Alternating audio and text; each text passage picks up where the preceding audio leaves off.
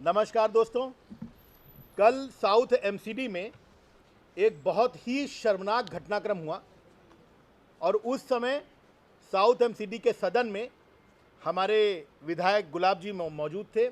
वो सारा घटनाक्रम आपके सामने रखेंगे, जिससे भारतीय जनता पार्टी का जो दलित विरोधी चेहरा है वो एक बार फिर बेनकाब होगा। गुलाब जी, आपसे दरख्वास्त करूँगा, एक बार आप प्रेस को वो सारी बात बताएं।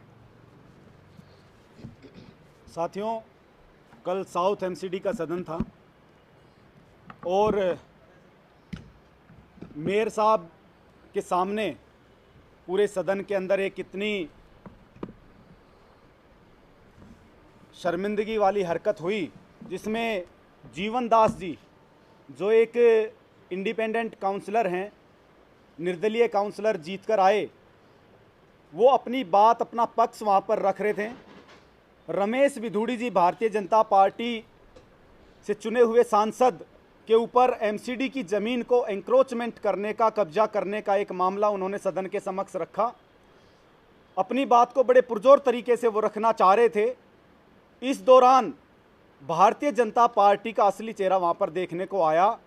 भारतीय जनता पार्टी के कई सारे काउंसलर उठकर उनकी तरफ मारने को दौड़े।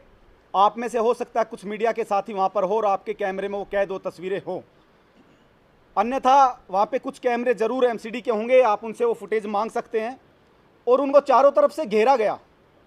और जब ये घटनाक्रम वहाँ पर चल रहा था तो कांग्रेस इसमें बिल्कुल चुपचाप वो तमाशा देख रही थी।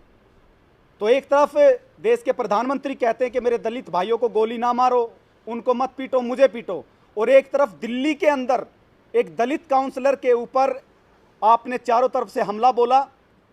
और ये देखते देखते हमें खड़ा होना पड़ा और उनके पक्ष की और उनके हित की बात हमने वहाँ पर कही कि आप ऐसा नहीं कर सकते, आप इंडिपेंडेंट काउंसलर जरूर हो सकते हैं, आपको जनता ने चुनकर भेजा, लेकिन आप मेयर के सामने अपनी बात नहीं कहोगे तो किसके सामने कहोगे। और कमाल तब हुआ जब कुछ देर बाद में, जब थोड़ा बहुत शांत सदन हुआ, तो जबरदस्ती उनसे माफ़ी मंगवाई गई। जबरदस्ती उनसे माफ़ी मंगवाई गई। मैं ये पूछना चाहता हूं भारतीय जनता पार्टी से कि जो हमारे साथी राकेश यहां पर बैठे, जिनको आज से करीबन 6-7 महीने पहले एक ओपन इन्होंने सेशन बुलाया और उसमें खुलेआम इनके साथ मारपीट की गई, तो भारतीय जनता पार्टी के गुंडों से मैं कहना चाहता हूं, उनके मेयर से पूछना चाहता हूं कि अब आपकी वो नैतिकता कहां चली गई कि आज तक इनसे कोई भी भारतीय जनता पार्टी का काउंसलर, मेयर, कोई स्टैंडिंग कमेटी का चेयरमैन माफ़ी मांगने तक नहीं आया।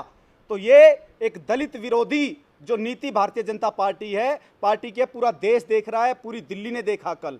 तो बहुत शर्मिंदगी महसूस हुई सदन में बैठ के। एक तरफ देश 15 अगस्त मना रहा है और एक तरफ देश के अंदर आज भी दलितों को कुचलने की कोशिश भारतीय जनता पार्टी कर रही है, जिसका हम खंडन करते हैं। साथ में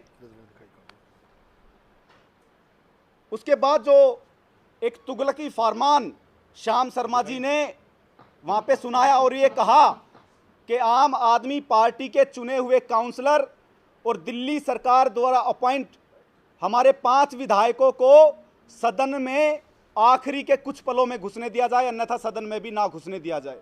यानी कि इतना आप तुगलकी फरमान सुनाते हैं। मैं ये कहता हूं कि 7 महीने इंतजार कर लीजिए, 7 महीने बाकी हैं, दिल्ली के अंदर चुनाव होने जा रहे हैं। और जिस तरह से आपको 3 पर छोड़ा था, ये दिल्ली की जनता सब देख रही है, दलित समुदाय सब देख रहा है, ये पूरा समुदाय सारी बातें देख रहे हैं। आने वाले चुनाव में आपको इसकी मुंह की खानी पड़ेगी। और शायद आज जो लोग वहां पर बैठकर गुंडागर्दी दिखा रहे हैं, शायद उनमें से कोई आने वाले दिनों में सदन में नहीं होगा।